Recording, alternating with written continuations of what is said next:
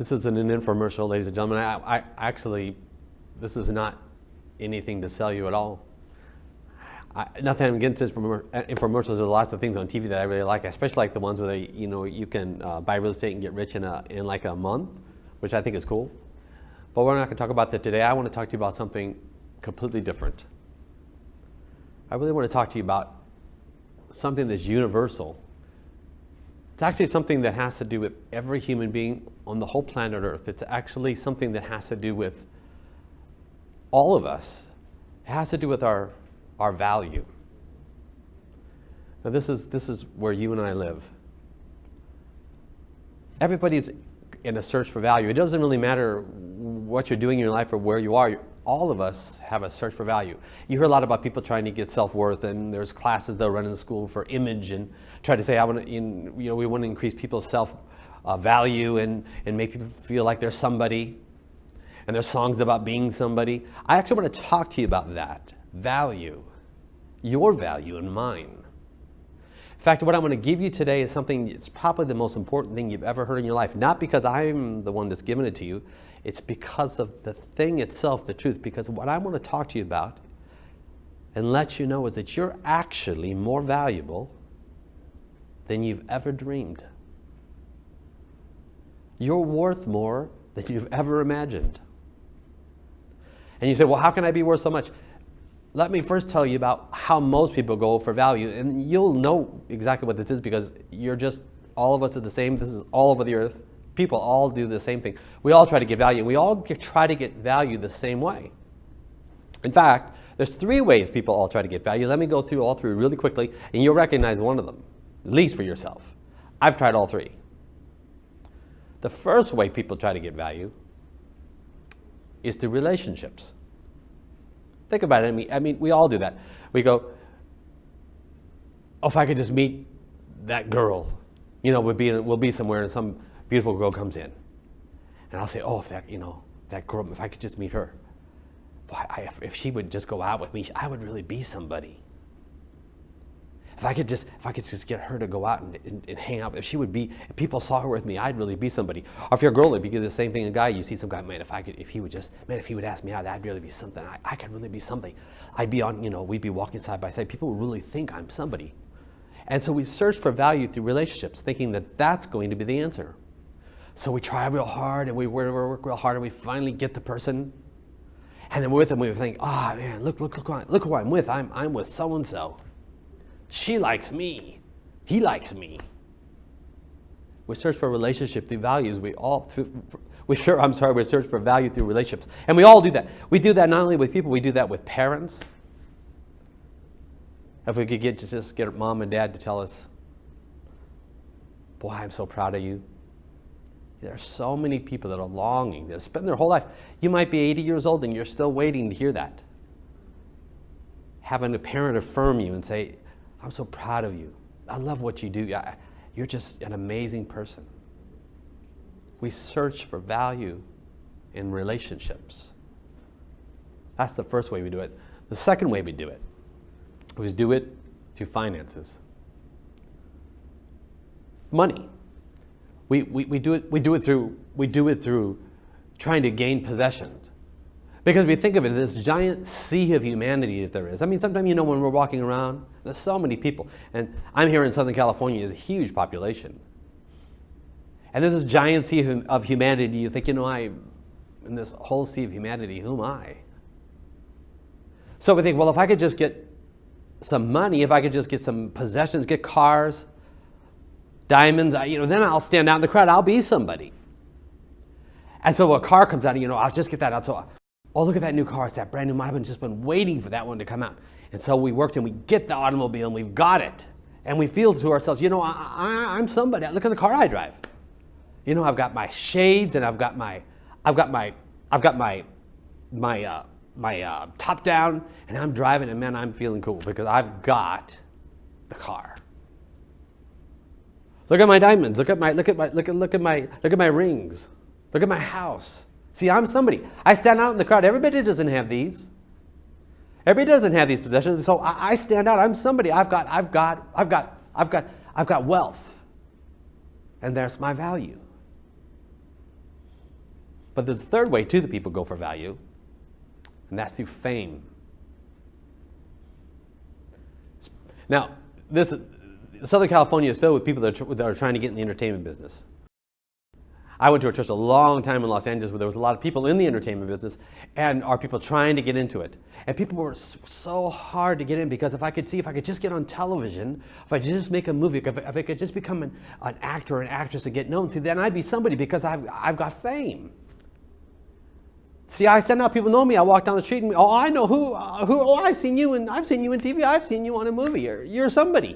And people want to take your picture and want to put you on the cover of magazines and see I'm somebody. And there's so many people that are just longing for that. I was watching American Idol the other night. And nothing against American Idol at all, I was just interested in watching the contestants.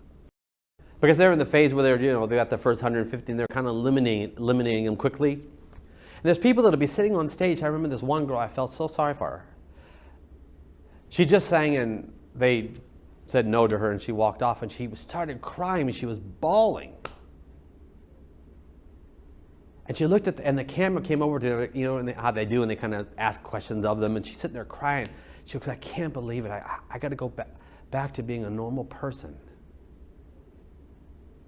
See, everything in her life had been set up for that moment. She wanted to have that because that would give her value if she had been picked and made it through and been on the show and been part of American Idol. Nothing wrong with American Idol. So many people trying to get fame that way. There's one more way too. People try to get fame. It's not just in entertainment. People try to get fame through degrees. I've got a bachelor's degree. So everybody doesn't have a bachelor's degree. In fact, only a small percentage of the U.S. population has a bachelor's degree. Or have a master's degree. So that's even a lesser amount of the people in the United States have that. So I'm somebody, I've got a master's degree. I've got a doctorate, I've got a PhD, I'm Dr. Dalton. See, so now I'm really somebody because I've got a doctorate.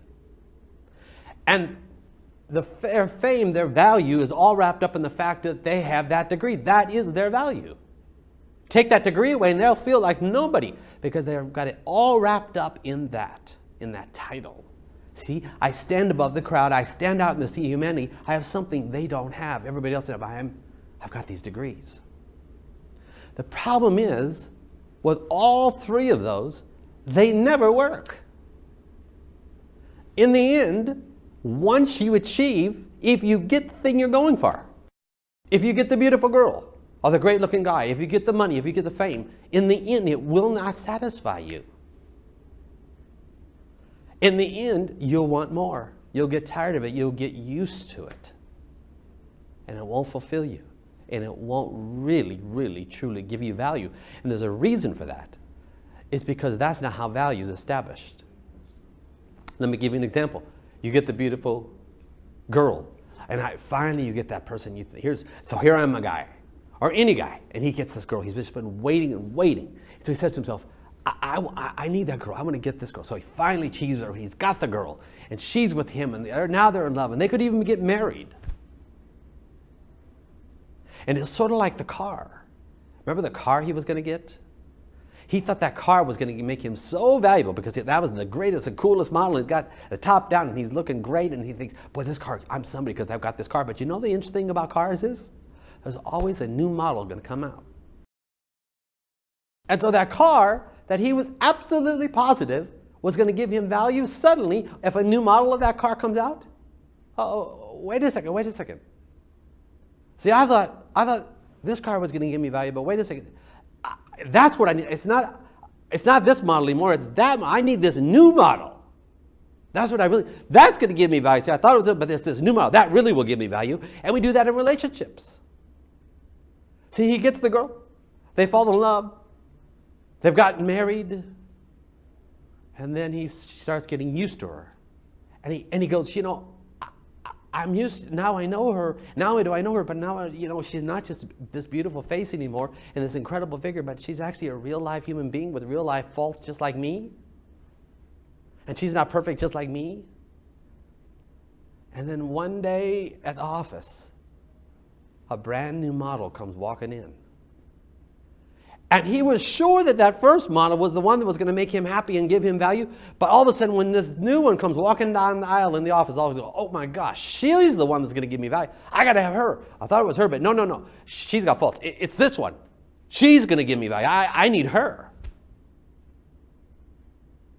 We always get used to what we have. We get used to the finances in the car. Do you ever notice the people? I've got people in my family. I've got uncles that are very, very wealthy. Their value isn't based on that wealth, and I'm going to tell you how they got to that place where it wasn't based on that wealth. But you notice there are a lot of people that have a lot of money, they never get enough.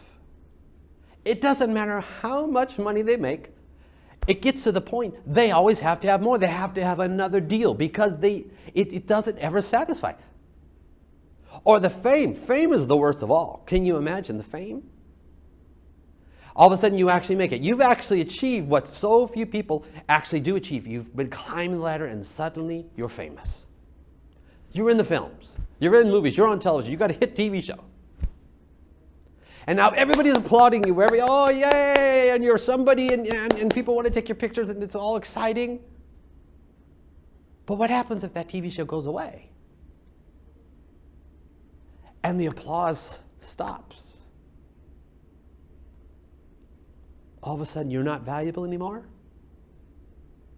Because your value was all wrapped up in that fame that you got from the program. Now, ladies and gentlemen, I'm talking to you, I'm talking to myself. We all have tried to get value these ways. It's universal across. If you go to the farthest, remotest place where it's just a primitive civilization, the people in that place, for them, the value might be the person with the most goats. And that person that's got the most goats, man, they're feeling like they're really somebody because they got more goats than everybody else in the rest of the village. It doesn't matter if this is a universal thing. We are all in search of value, and it's a treadmill. Because you can sit on that treadmill the rest of your life and you will never, ever be satisfied. But I came on the air today to tell you something so amazing. This is going to set you free. Because you actually are already more valuable than you can possibly imagine. And I want to tell you why you're valuable. I'm going to tell you how value is established. So it's really important. Please listen. I've only got a few minutes, and I want you to just pay attention to this. This is so important. You see, the value, there's a simple way to establish the value of anything. Anything in the whole universe. There's actually a way to establish the value of something. It's got nothing to do with relationships or fame or money. There's an actual way that value is established, and let me tell you how it works. The way you establish the value of anything is somebody's got to have the price to pay for that thing. It doesn't matter what it is. An island, a corporation, a box of soap, a giant house. It doesn't matter what it is. To establish the value, somebody's got to have the price to pay for that thing. They're actually willing to pay the price for it, and then they actually put down the money and pay. That's how you establish the value of every single thing in this universe. Someone's got to have the price to pay, they're willing to pay the price, and then they actually pay. I'm going to give you an example. Let's say, for instance, let's sell my coat. Let's say my coat's for sale. So here we are, and I know I got a microphone on it, so if that makes noise, that's okay. But I'm selling my coat now, so we're going to an auction. So let's say the auctioneer is going down the line, and he's selling all kinds. In fact, he's selling everything in this studio. So he's going down the line, they're selling things, and so there's some people back over there, and they're talking about my coat, because in a few minutes they're going to come to my coat, and we're going to sell this. So somebody back over there in the back, they're saying, you know, that guy's coat's great. I love that coat. In fact, I've never seen a coat that beautiful. It's the most beautiful. I bet that coat's worth a couple $1,000. Then there's somebody else sitting back over there, and they're going, you know, I wouldn't give 5 cents for that guy's coat. That's the ugliest coat I've ever seen. Looks like it's made of some cheap kind of material. Probably got that at Marshall's. Then nothing wrong with Marshall, by the way. I shop there. Then there's somebody over in the middle. They say, you know, it's a pretty nice coat. I'd probably give $250. And so all kind of chatter going on about my coat. But now the auctioneer comes, and it's now time to sell my coat. So here comes the auctioneer. The auctioneer says, okay, we're putting up this coat for sale. So we're going to start the bids at $10. Who'll give me $10? So somebody gives 10. Who'll give me 15? Who'll give me 15? He goes to the 5. Who'll give me 25, 25, 25? Who'll give me 30, 30, 30? I'll give you 30. Anybody else in the audience? Anybody else? And so he's going all looking all for anybody else in the audience with 30? 30, I was going once, going twice. Sold for $30. Do you know how much this coat's worth? This coat's worth $30. It doesn't matter if there was a guy in the back that said it was worth $2,000 and thought it was the greatest coat he ever saw. That's just chatter. It doesn't matter about the person that said I wouldn't give 5 cents for it. None of that mattered. All the talk about the coat was meaningless. All the opinions back and forth about the coat was meaningless. They could have ran articles in magazines about this coat talking about its value. They could have put my coat on television and ran a special on the value of this coat. None of that would have mattered. The person that established the value of this coat is the person that raised their hand and said, I'll give 30, and that was the final bid. That person now walks up, goes over and lays their $30 down here to buy the coat, so they've actually paid the price. This coat belongs to them, and we know the value of this coat. Now you say, what does it have to do with me? Oh, it's got everything to do with you. It's got everything to do with you, me, and everybody on this planet.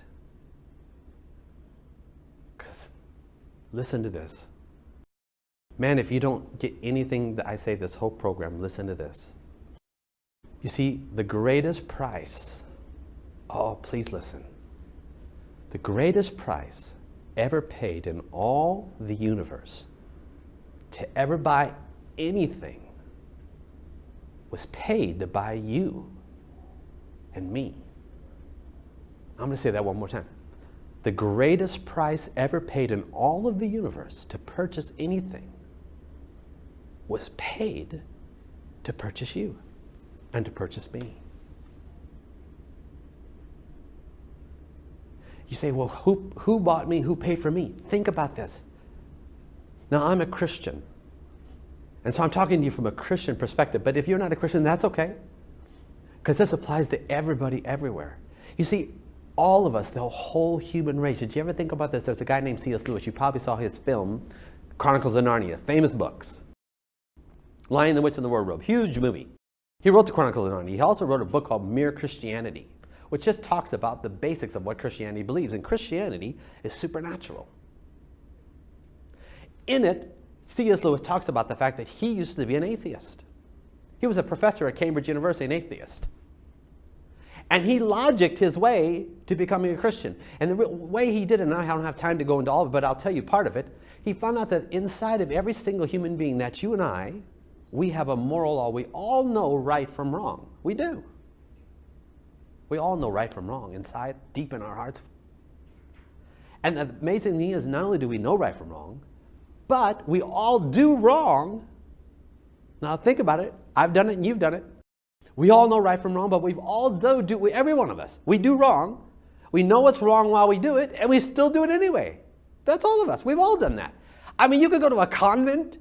You could go beat your back with a whip and try to, get that out of your life and go, I'm going to live a perfect life. And you know what? You'll get up after you beat yourself with a whip.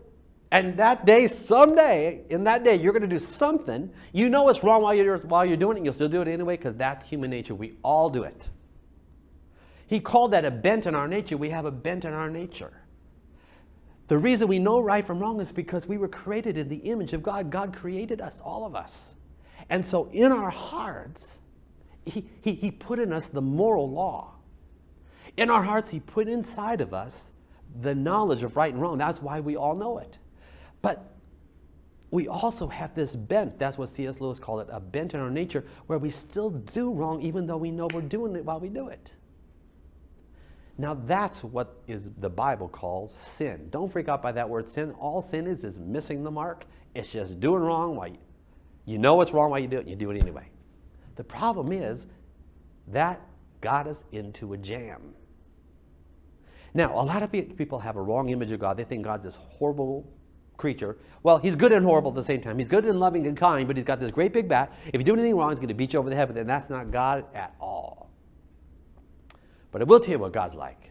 He's absolutely a God of love, and he's also a God of justice. He loves you and I more than you can imagine. He loves you so much. But God is holy and perfect. Holy means he's just perfect. He's never done anything wrong. There is no evil in him in whatsoever. He is just pure good. And the problem is only good can be in his presence. Only good can live with him. Only good can stay with him. Not because he's mad at them. It's just because if it's not good, he would just get obliterated. You can't be around him, be with him all the time unless you're like him good. The problem is none of us are like him. In that we all mess up. We have his moral law inside. We have his nature in us in that he made us, but that we have this bent. And the whole human race was fallen. And God didn't want to leave us that way. He didn't want to have it. He didn't want to punish us for what we did wrong. He has the justice part of him, though, that says justice must be paid. We've all messed up and somebody's got to pay for that. But he didn't want us to have to pay for it because he loves us so much. So he came up with a plan that only he could have come up with. He did something so amazing that only he could have thought of it. He said, look, I love you. You are so valuable. You mean so much that this is what I'm going to do. I'm going to take all of the wrong that you ever did in your life, and all the wrong that I've ever done, and all the wrong that every human being that has ever lived or ever will live on this planet, I'm going to take all that wrong, and I'm going to pay for it myself. So he sent his son. That's why Jesus came. You've all heard about Jesus.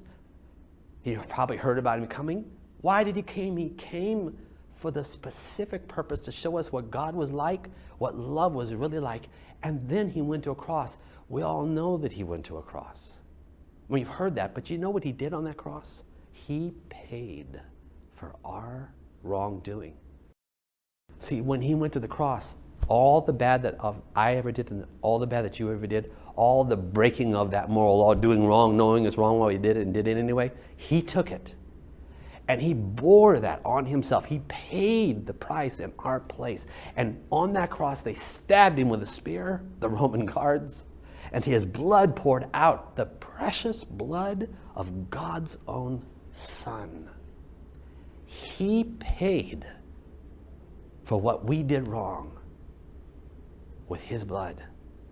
God gave the most precious and valuable thing he had to give, his Son, to buy us back from all the wrong that we had done, to buy us back out of the slavery that had put us in, to buy us back into freedom, to wipe the slate clean. And so right now, as you're sitting where you are, or wherever you're watching, God's not holding anything against you. He's not mad at you. He has paid by the blood of his Son for your sin. The greatest price ever paid in the universe to buy anything was paid to buy you and me. God gave his Son to buy us from slavery to freedom. And now for the first time, if you think about it like this, and if you see it like this, you understand you're free and you are valuable. If the person you've always wanted to love you could come up, if your mom and dad who you've been waiting for forever came up and said, oh, you're so wonderful and you're great, and they finally said the thing you said, it could not increase your value. But if someone came up and just spit on you, it couldn't decrease your value, because that has nothing to do with your value. Your value is established in God. He gave you your value and my value because he had the price to pay. He was willing to pay the price.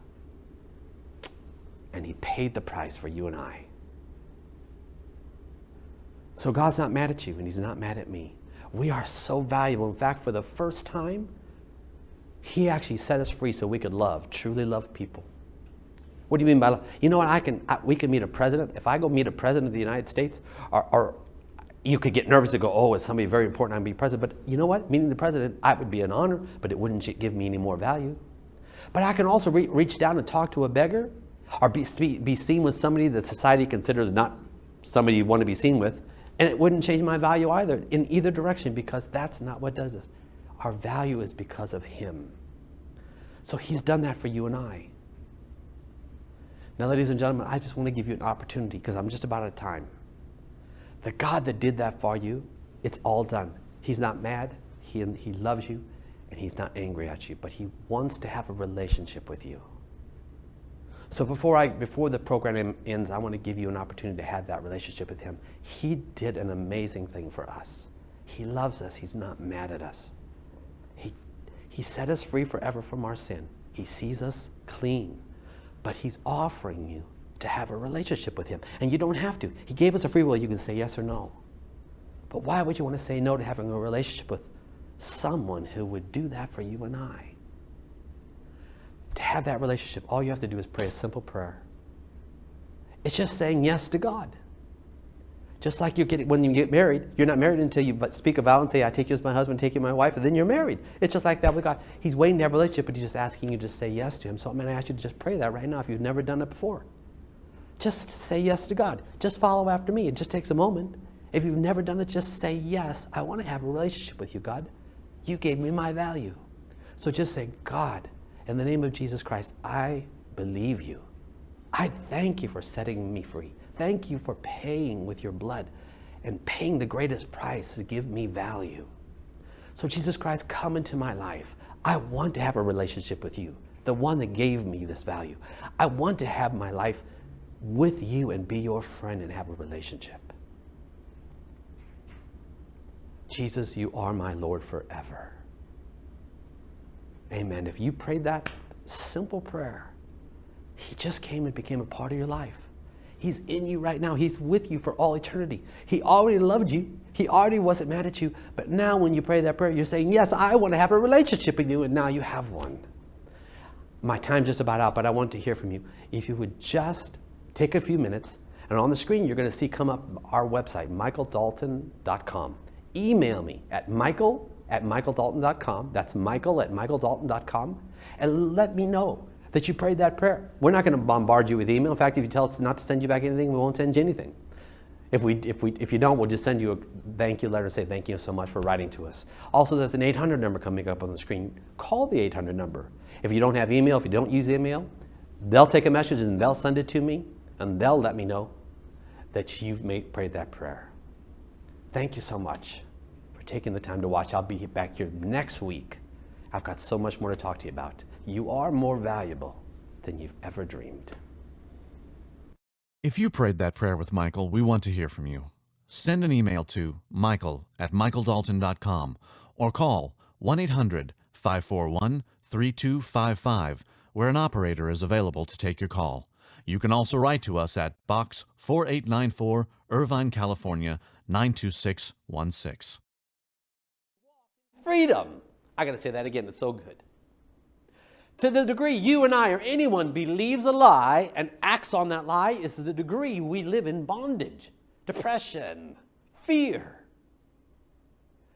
But to the degree that we know the truth and act on the truth is to the degree we walk in freedom.